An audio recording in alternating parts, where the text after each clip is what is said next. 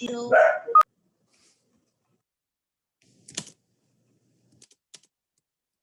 Good morning.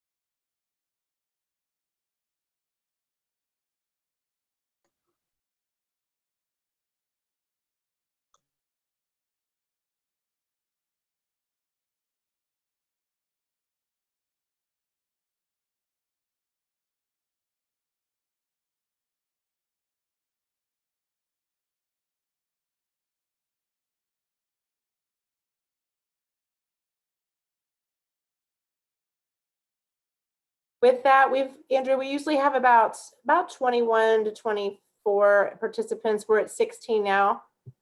Oh, you can see It's it. recording, Okay, by the way. I couldn't see it earlier. I paused the recording. The recording button. Now it's recording, yeah.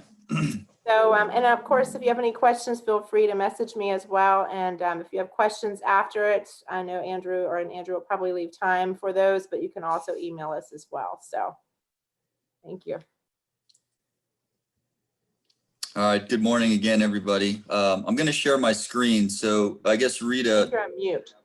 I'm going to ask you if you can hear me all right, and also if you can see my screen. My internet connection is a little unstable. I have two children in school as well right now, so I want to make sure everybody can see me.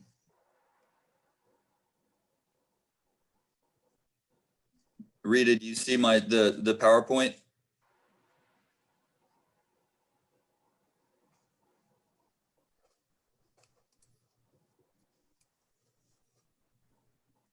Rita, can you hear me?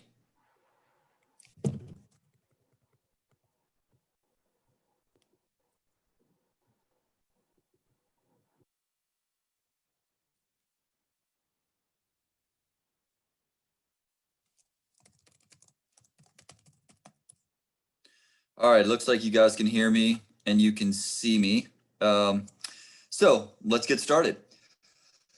All right, export control regulations. There's, quite a bit of information here today. I'm going to try to get through it as efficiently as possible. But as you guys know, you're outside of the session is when you'll have to retain this information, go back and review it. Most of the presentation is going to be concerned with the body of knowledge, which is really just familiarizing yourself with the sort of three main bodies of export control regulations, which we'll go over. And then there's a couple of additional ones that, or one additional one, nuclear regulations, just briefly to familiarize yourself with that. And then I'm going to briefly go over sort of how export controls plays out in a university setting. Not so much, at UVA, although I'll end with just a couple of slides informationally, but, how they play out within a university setting. And then we'll finish and I'll leave some time for questions. So without further ado, let's go. Let's see here. There we go. So export controls. In a nutshell, again, there's going to be a lot of information on the slides. I'm going to try to sort of condense it in as far as I'm able. So basically, export controls is just a term we use that it's used for any laws or regulations that govern transferring either things, items, or information out of the country or to a foreign national in this country. And so there are, the controls have three main objectives. One is, national security, of course. And then also we have certain foreign policy objectives that we want to maintain with either our allies or our adversaries. And then finally, we have multilateral agreements, trade agreements, nuclear regulatory agreements with other countries, arms agreements, that sort of thing. And so that's really why export controls exist. But we're going to focus in on the first bullet point there, think between transferring a thing out of the country, which is typically what people think of when they think of an export, but also transferring technology or technical information, even when we're in this country, and how that happens. So we're just going to go over a few, key terms now. The first one of which, what is a U.S. person and what is a foreign person? So I guess one of the key things to remember here, a U.S. person is not just a citizen, somebody who's been born in the United States and has citizenship. It will also include other classes of individuals, like a permanent resident or someone with a protected status, like a refugee. And it also includes non-human entities, like any legally organized company that's been organized to do business in the United States. And so that could be a Chinese company, let's say, that's legally organized to operate in the United States, even though they may have a presence. If they have a U.S. presence and they're a legal entity in the United States, they're paying taxes, that sort of thing, then it's considered a U.S. person. And also any government or a U.S. government agency, whether it's at the federal level, state, or local.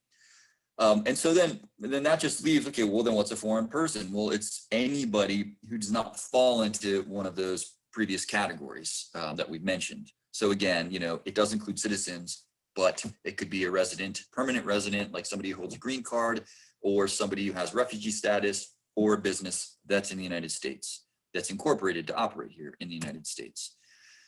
Another key term we often talk about, and likely those, we're all involved in sponsored research, or many of us are, is this idea of fundamental research, which is kind of a key term that we use to distinguish, what qualifies as something that is subject to export control regulations and what is not. And so generally speaking, if something is considered to be fundamental in nature, fundamental research. So as the definition says, basic and applied research in science and engineering. And that's, again, important to consider science and engineering. You don't see in science, engineering, and architecture, for example. And I think that's because typically, what we consider to be sensitive, protected information are those things that are being developed in generally the applied sciences, but also in the basic sciences and in engineering. And so anything that's basic or applied at a certain fundamental level, where we're just pushing the bounds of what we know, about nature, about how laws work, that sort of thing, in the universe, those would all be considered fundamental in nature. And we are able to publish them broadly among the scientific community to benefit humanity, right? There are no restrictions on the publication of that information, of the sharing of that information broadly. And so if that's the case, and there are no dissemination restrictions on them, then typically they will not be subject to export control regulations.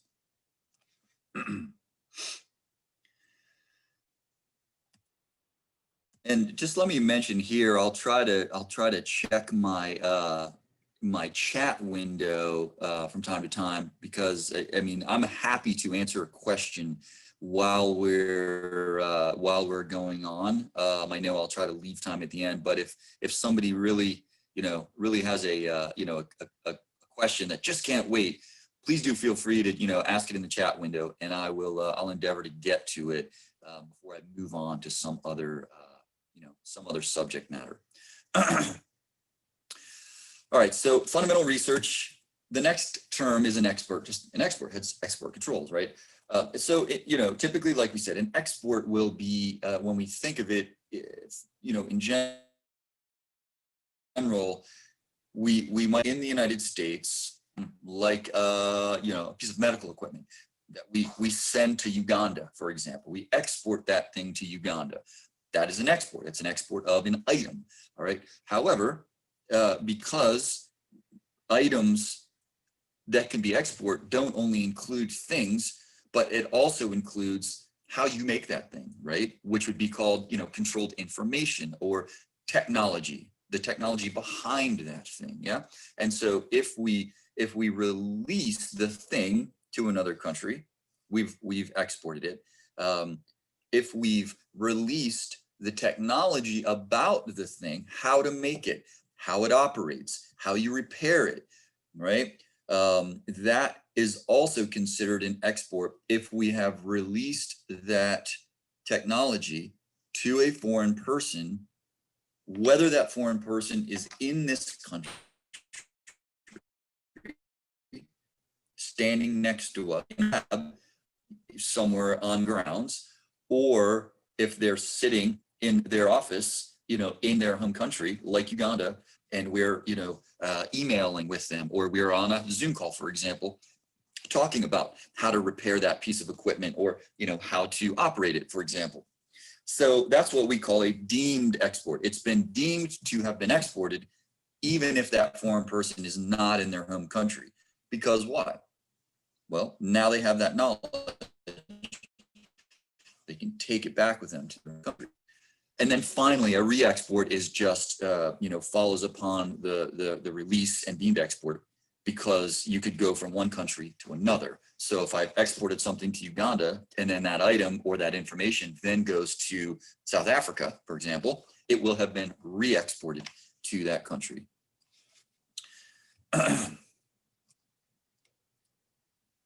So far, so good? Good. Let me just situating my chat window. All right. So now with that, we've gone over some sort of fundamental definitions, fundamental research, what an export is, how to define a US person from a foreign person. We're going to just briefly go over the agencies that that are responsible for administering the regulations surrounding export controls. And I suspect, knowing what I know about about the CRA, although I haven't taken it in many years, that this is where the focus is, right? They're always big on, the regulations, although maybe things have changed over the years. Perhaps the test has changed a bit for the better, but generally speaking, it's going to be good that you all just familiarize yourself, with the names of the regulations, what they cover, where, what the overarching, the statutory authority is for that particular regulation, and so on. So here are the four main ones that you'll have to sort of familiarize yourself with. First one is we call it the ITAR by their acronym. So that's the International Traffic in Arms Regulations. And from the definition, you can already see that it has to do with the trafficking in arms, with defense items or military items.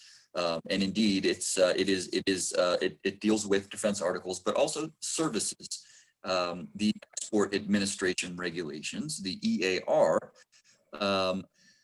that is the Department of Commerce. So that's kind of everything that's in U.S. commerce that either it could be a military item, so it could be a dual use item that also has a military capability, or some technology around that, but they don't have to have military. It doesn't have to have a military ability, or so basically everything in U.S. commerce that is not administered by the IR will be administered by the Export Administration Regulations. Our computers, for example, our cell phones, staplers, anything you can imagine. Technically speaking, that thing is going to constitute an export if it leaves this country. And if it doesn't have a military capability, it's going to be or a nuclear capability for that matter, it's going to be administered by the Department of Commerce, except if it's going to a country that is upon which we have imposed trade sanctions, like Cuba, Iran, Sudan, Syria, the Crimea, and then there's other countries that we have sort of limited trade sanctions with. In which case, then it will be administered by both, let's say, the Department of Commerce, if it's a non-military item, and the Office of Foreign Assets Controls. So just to reiterate, right, currently, we have the ITAR, military items, Defense Department, have the Department of Commerce, which is the Export Administration Regulations. Then you have trade sanctions, which is administered by the Department of State.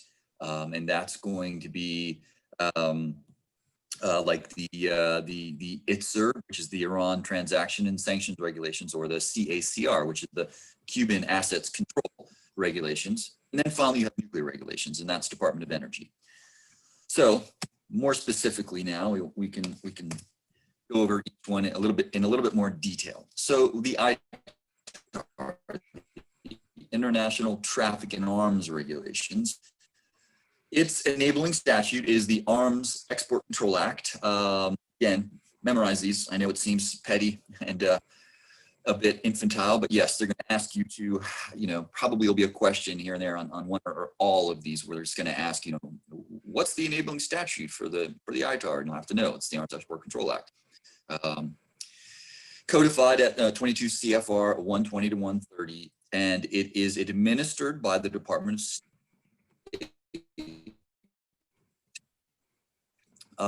which is in directorate inside that department, the Directorate of Defense Trade Controls, or otherwise known as the DDTC. That's, for example, the agency within the Department of State where you go when you have any questions about licensing items, military items going to other countries. You go to the DDTC department. So what are some examples of a defense article? Again, you have an infrared camera. However, just to emphasize this point, not all infrared cameras would fall under the administration of the ITAR, because there are now infrared cameras, for example, that you and we can get an app on our phone that turns our phone into an infrared camera. So now we have commercially available infrared cameras, for example, that then would be administered by the Department of Commerce, right? But if it's a cutting edge infrared camera, the technology is such that the United States has determined that we want to protect that to give us a military edge, quite frankly, then the ITAR that will administer the control of that item. So other examples, hot section engine components for military planes, satellites and spacecraft. Although some of that could be potentially commercial as well, but much of it would fall under the ITAR. Anything military vehicles, how to repair those things, how to build them, how to operate them. Drones, again, commercially available drones would not fall under the ITAR, but ones that could carry a payload sufficient to eliminate a target, that's going to fall under the ITAR. And then any chemicals or weaponized biologics. And I think another thing that they may on the test draw a distinction so that, just to see if you understand this, is that the ITAR does not only administer and regulate things or the technology around those things which have a military capability or a defense capability, but also what they call a defense, what it calls, the regulations call a defense service. And you can see it says under revision there. I don't think that they've landed. I think maybe it's not under revision anymore, but they're always doing some sort of revision. It's not essential to remember. But in any case, if, for example, one of our faculty members in engineering, let's say, were to work with somebody from the armed forces of another country to, let's say, help them, I don't know, let's think of a concrete example, like somebody who's a systems engineer, and this foreign military you know, purportedly an ally, right, wants help with, you know, figuring out why certain, you know, there's a certain, you know, let's say disorganization or certain things about their you know, their facilities aren't running well. They're not running as efficiently as possible, and they need an expert to help them figure out what the human component is of that system, what the non-human components are. If that engineering professor is working with the foreign military, then he or she is providing a defense service simply because he's working with foreign military, even if is not technically sharing, you know, specific technical information about, you know, encryption technology or you know, missile technology or satellite technology or something like that. The simple fact of providing that service to help them, you know, figure out where the pinch points are in the organization of a particular base, let's say, that would be considered defense service. All right. Breathe, take that all in for a second. Yep. So now we'll move on to the Department of Commerce and the Export Administration Regulations, the EAR, which from our point of view at the university is where most of our work, if it does not fall under fundamental research, will fall. It will fall under the administration of the EAR, and up until 2018. These regulations were obtained by continuing resolution. There was no formal act of Congress. And I'm forgetting, I think the Arms Export Control Act was one of the statutory authorities, but there was, I think, maybe even some other statutory authority. In any case, in 2018, Congress successfully passed the Export Control Reform Act, the ECRA of 2018. So now we have it codified as an act of Congress. Code of Federal Regulations there is 15 CFR 730 to 774, otherwise known as the Export Administration Regulations. And then within the EAR, the Export Administration Regulations, there is what is known as the Commerce Control List. And I'll talk a little more about that in a second. The agency that's responsible for administering the regulations and enforcing them to a certain degree, or working with the Department of Justice to do so, is the Bureau of Industry and Security, otherwise known as BIZ, endearingly known as BIZ. So that's the, that's the department within the Department of Commerce that's specifically concerned with the export of commercial items and dual-use items into and out of this country. So what are some examples? We've gone over some already. We talked about staplers and computers and cell phones, but also select agents are on the Commerce Control List. And these are ones that have the potential for weaponization. I believe that, again, the distinction, which ones would fall under the ITAR and which ones wouldn't. I suppose that once something is weaponized in a particular, there's a particular technology that's used, then it would fall under the ITAR. Whereas the agent itself, like Ebola, for example, or there's many viruses that you probably never heard of that fall under the Export Administration Regulations. Bacteria, some of which we have here at the university that we work with as well. Encryption software and source code, if it's right, any encryption software falls under the EAR, and its source code, lasers, GPS, certain GPS, all GPS devices, chemical vapor deposition equipment, so spraying some kind of metal on a propeller, to help it function better or to harden it. All manner of things fall under the EAR. Really anything technically falls under the administration regulations. And again, why it's in a separate bullet, the EAR does not have the same provision for a defense service or a service. It's strictly concerned with an item or the technology that underlies how to make that item, how to repair it, how to, how to operate it, and that sort of thing. but it doesn't have a provision for providing a defense service. So, for example, faculty member from the university can work with faculty member from China, and if there is no license requirement to, let's say, discuss a certain type of laser, for example, or infrared technology, if no license is required to export that item or its technology to China, that faculty member can talk about technology underlying that laser with a Chinese collaborator in China.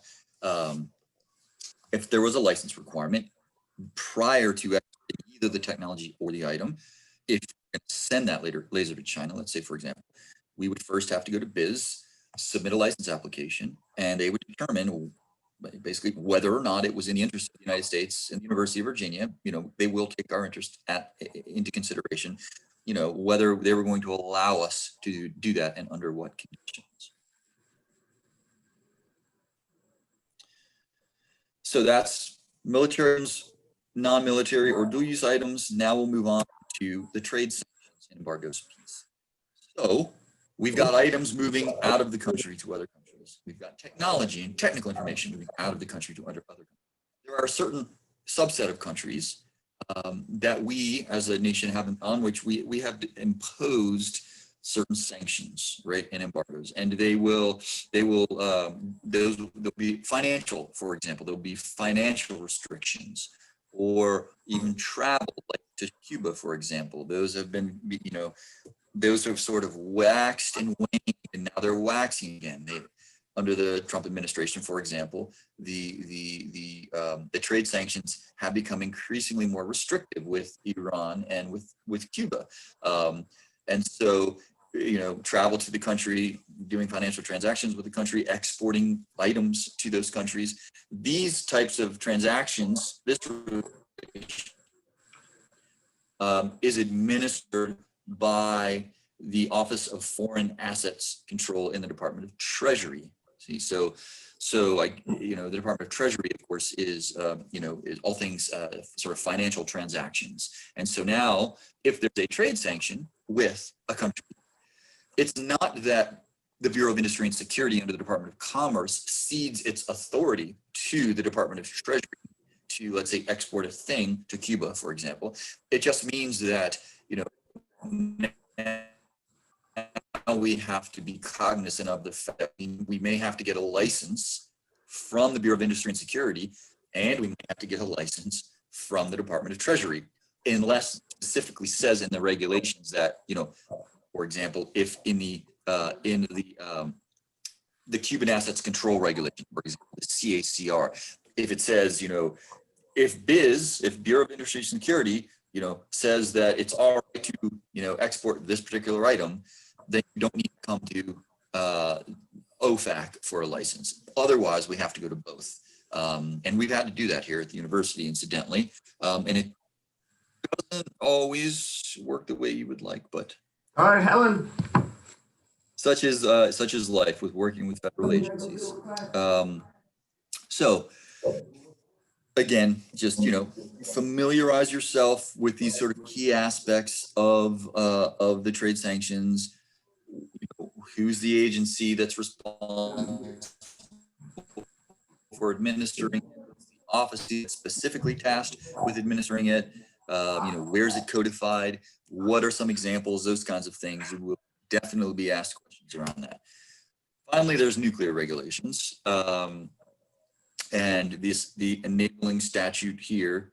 Oh, sorry, before I jump, I just want to make sure with trade sanctions and embargoes, it's not just acts of Congress, but also, so you see there's the International Emergency Economic Powers Act, for example, is one act of Congress, but there are also presidential executive orders that are used that give these controls authority, which is something to know. And I don't think they're going to ask you which, for example, presidential executive order, but just to know that in addition to the IAEPA Act, there's also executive orders that provide authority for these controls. So nuclear regulations. It does have an act of Congress, the Atomic Energy Act. It's codified in the Code of Federal Regulations. And the Department of Energy is the federal agency that administers them. And within that, you have the Nuclear Regulatory Commission and the National Nuclear Security Administration. So for nuclear, there happen to be two different, offices, as it were, two different departments within the Department of Energy. And then, controlled items would be, they're listed there. I mean, nuclear reactor equipment, centrifuges, ion exchange, enrichment plant components, anything that really has to do with nuclear power, nuclear reactors, that sort of thing. It's going to fall under the Atomic Energy Act and the Department of Energy.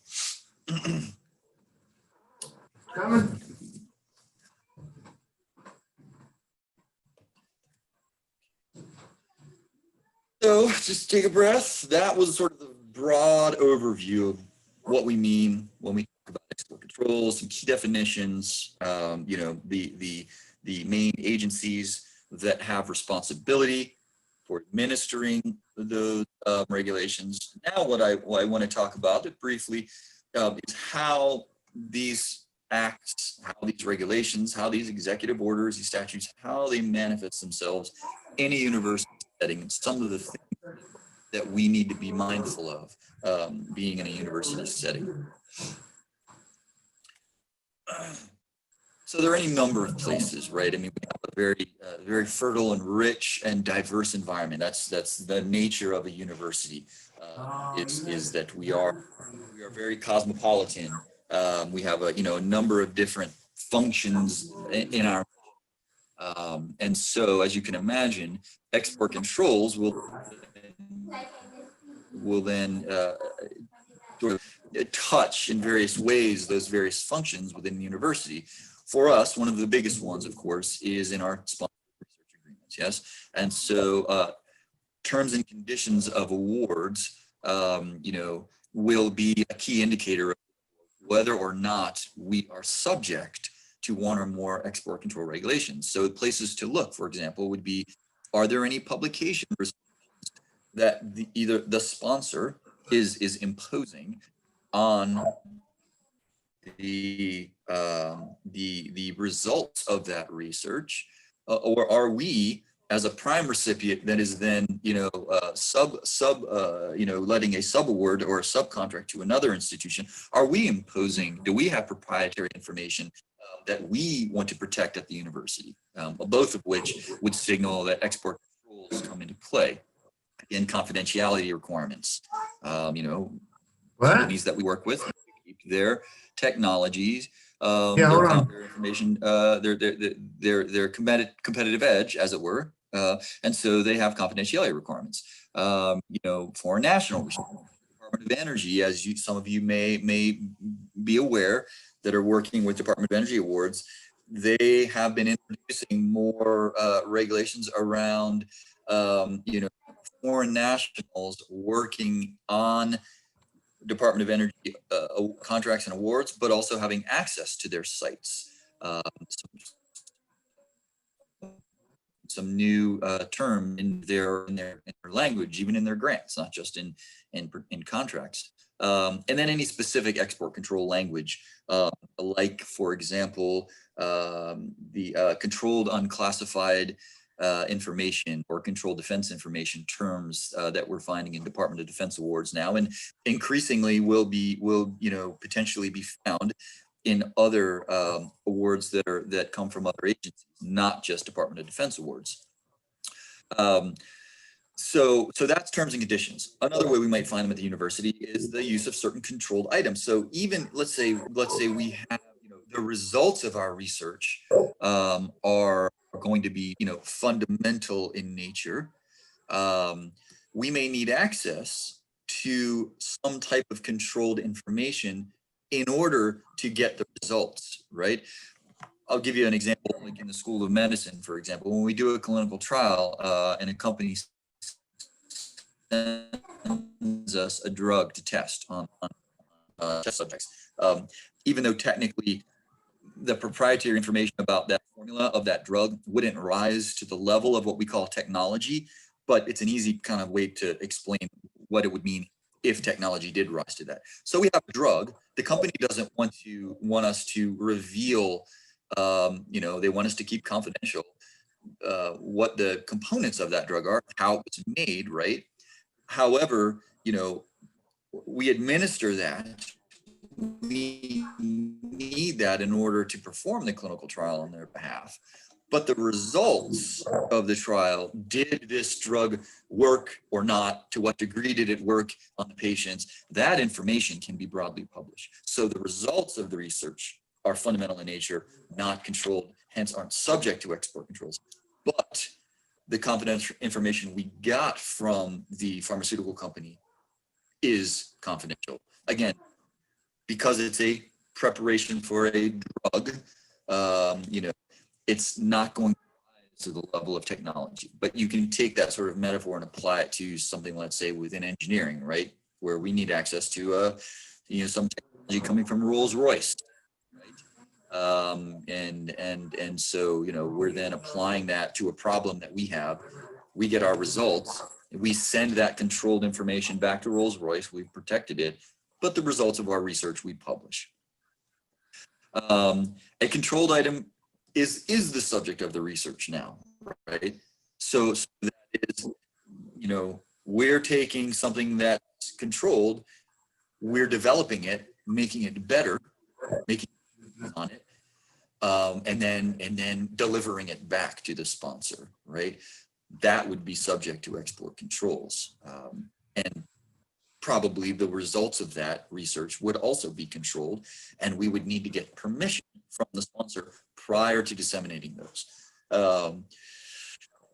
Any activity conducted outside the United States, right, is in principle going to be subject to export controls. It may be very limited export controls, but just by the very fact that we're conducting activity outside of the U.S., that there will be some regulations that will be subject to. Whether or not it's a licensable activity, that's another question. And then, this one, exports to or involving a restricted or a denied party, meaning any entity that's identified. When's your next class? Lists. When is your next class? Hey, Robert, mute your mic, Mr. Wilson. Exports, to a denied party would either require a license or are going to be denied, right? So, for example, we use a tool at the university called Visual Compliance, and this tool will go and mine all of the lists, like the unverified list or the entity list. There's a FBI has lists of there's all manner of lists that the federal government keeps on people, heads of states from other countries. So you screen against these lists, and if somebody is on one of them, right, they're either restricted or they're a denied party, then you would be prohibited from working with that person, as long as whatever we're doing is subject to export controls. And then that also kind of more broadly would apply to sanctioned countries, like we talked about, Cuba, Iran, for example, administered by the Department of Treasury. So these are sort of more specific examples of when we would typically have to get a license for something. And again, transfer of a controlled information or an item that's controlled, hence that is subject to export controls, depending on where we're sending that item to, which country we're sending it to, or the foreign national from that country. Depending on those countries, we may or may not have to get a license from either the Department of State or the Department of Commerce, right? And so there's a host of what we call list-based controls, meaning, each country has there's a series of controls. There's military controls, there's regional stability controls, there are nuclear controls, there are anti-terrorism controls, and so there's at least within the world of the Department of commerce, there's this list, there's it's a supplement to the Export Administration Regulations, and it's called the Commerce Control List, which is embedded, and sorry, I forgot to mention for you all, this thing we call the Commerce Control List, which is actually embedded in the Export Administration Regulations. And it is literally a list, like I said, of all things in US commerce and what licensing requirements each of those things or that information is subject to. Now, if a specific, like a pencil is not going to show up there, right? Like a lead pencil. However, technically we say it's on the list. It's just that it falls into this broad category that many of you may have heard working with us called EAR 99, Export Administration Regulation Code 99.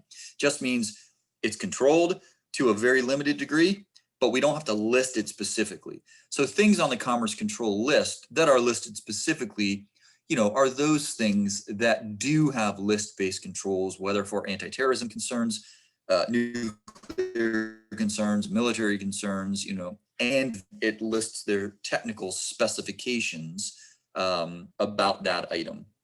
So within the Commerce Control List, there's a supplement. And in that supplement is a list of all the countries around the world.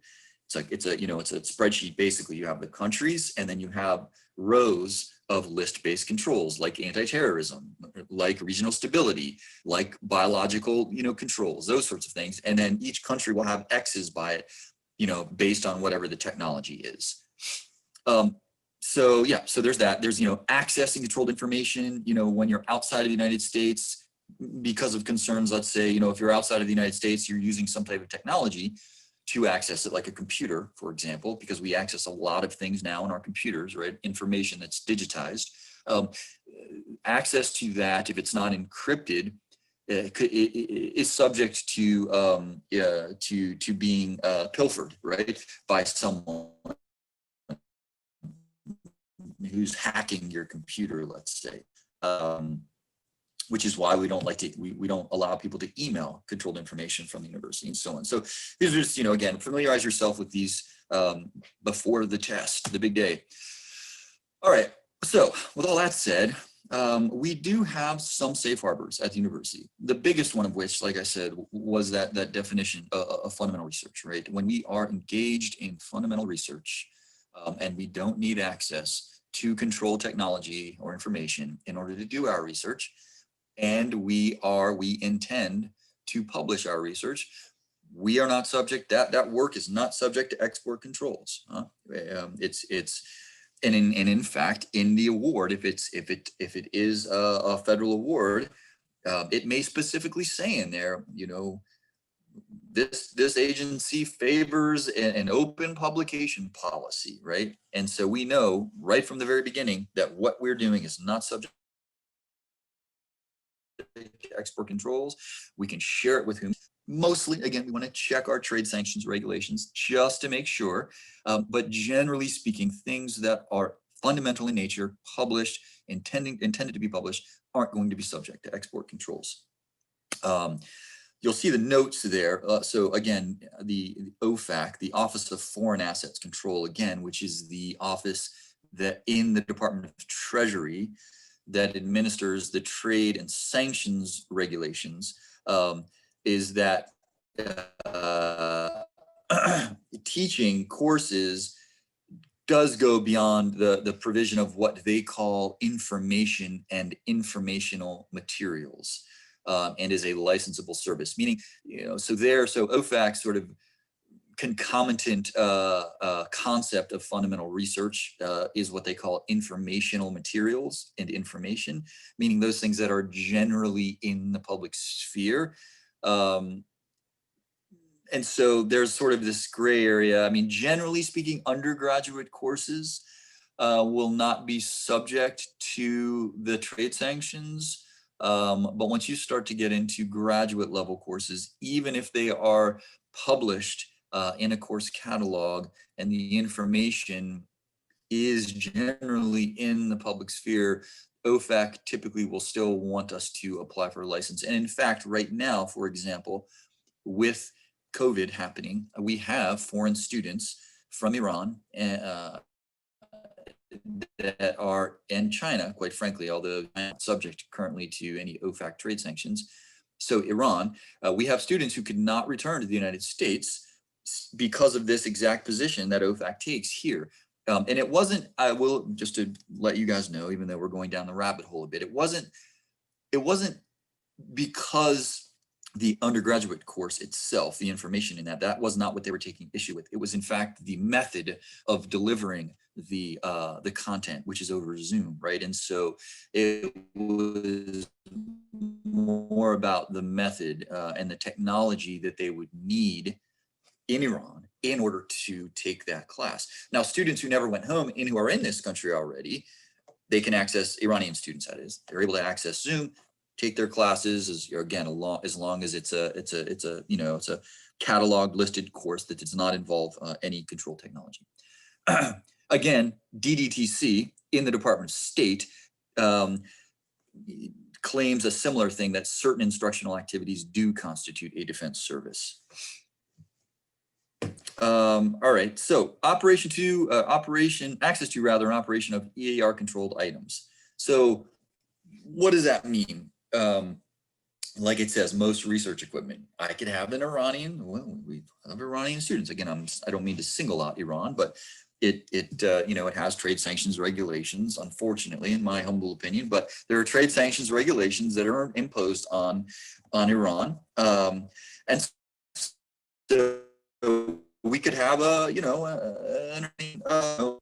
student who's in physics or in engineering, right? And they are using, let's say, not a bioprinter, but could be, but a digital printer. I'm sure it has a more technical name, right? That's potentially a controlled piece of technology, but just the use of it does not.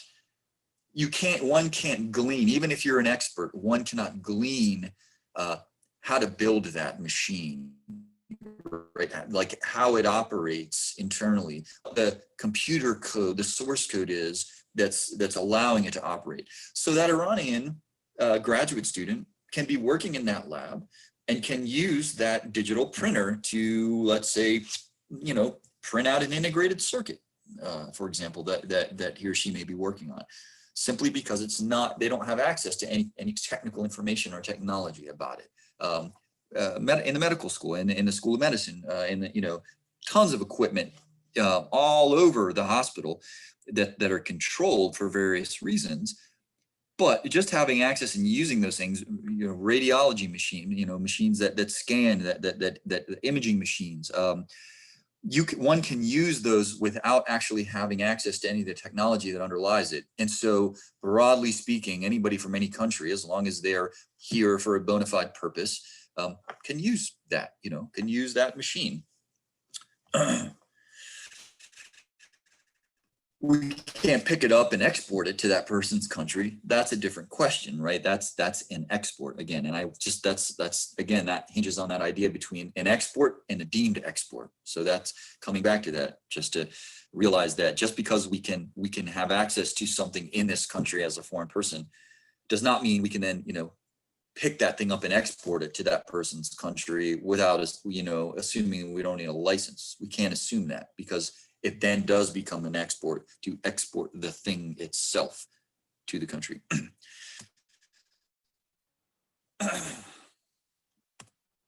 All right, some more safe harbors.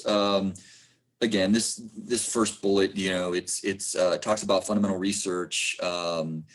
It collaborates, scholarly collaborations, information presented at meetings that are open, information typically released in college courses. Again, it's going over the same idea of fundamental research, things that are broadly disseminated among the scientific community for the benefit of humanity. Those things are not subject to export controls. But as you say, there's always a note, there's always a but. It has to have been lawfully released. And again, I could go down a rabbit hole with some interesting cases in the last few years that have hinged on our First Amendment right to publish things that we create. But I don't want to go down that rabbit hole because we don't have the time.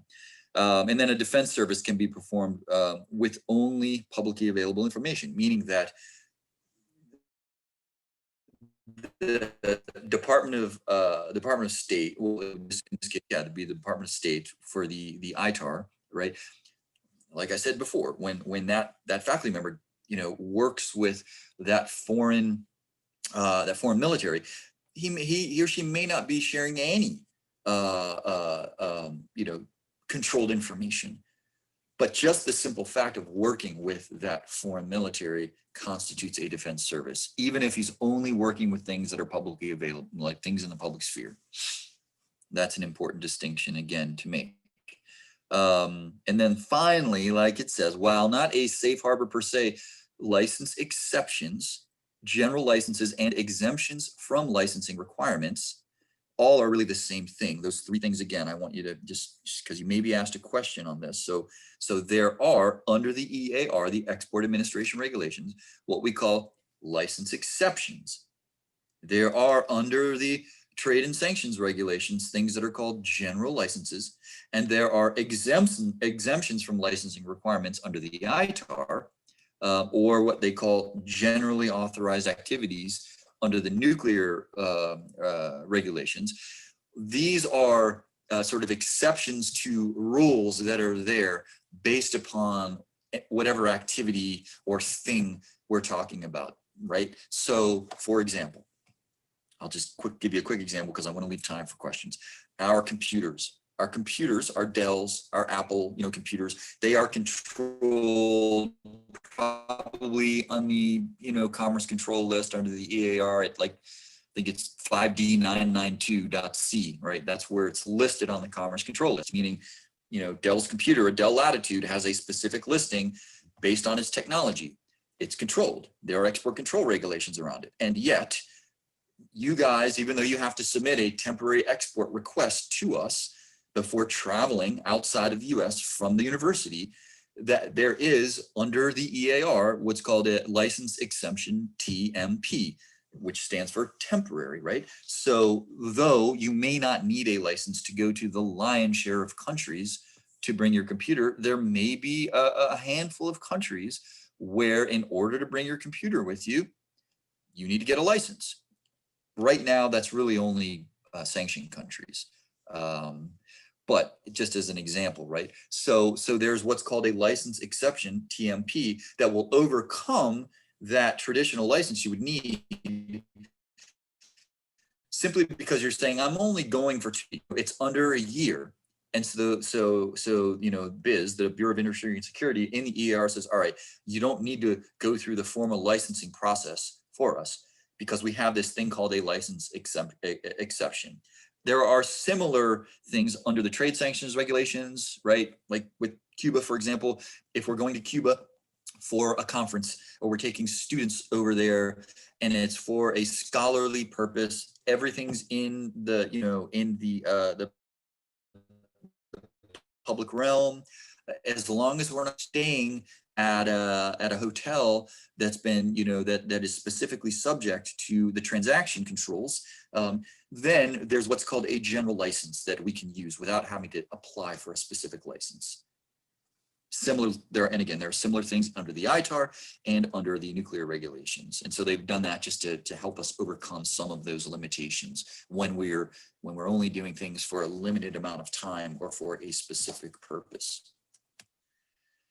And then there are penalties, and I'm not going to go over these specifically. You guys can memorize these yourself. But there are penalties, criminal penalties and civic penalties. Criminal penalties, you can go to jail. I mean, and if you guys have seen in the news, there have been a host of people over the last 2 years, many years, but specifically last 2 years, people have gone to jail. So, and this is just our sort of shtick at the very end, just so you guys know, you may or may not be familiar with our office, but we have a policy, FIN-043. I encourage you to visit it if you haven't already, just to sort of familiarize yourself with our export control policy. There's a requirement for technology control plans to safeguard any technologies that come on grounds that we might be working with as a result of collaborations. We have a manual we call our export control management program. I don't have a link in here because I am going to send you guys these slides so you can have them after we're done. I will try to dig up the link, which you put what we call the ECMP manual, but basically it's like a 40-page document that outlines how we administer export controls at the University of Virginia, and it's required. The federal government requires us to have one. And then finally, we have our website that you can visit, which is listed down there at the bottom of this slide. So yeah, any questions you guys have around export controls, we're always available. Send us an email, and we'll be happy to get back to you. So with that, there's our summary. If you guys have any questions now or in the coming days before the test, again, just please do reach out to the office. And so if it would be easier, I don't know, you can either ask me in the chat, or you can, just turn your mic off and ask me a question. Either way is fine.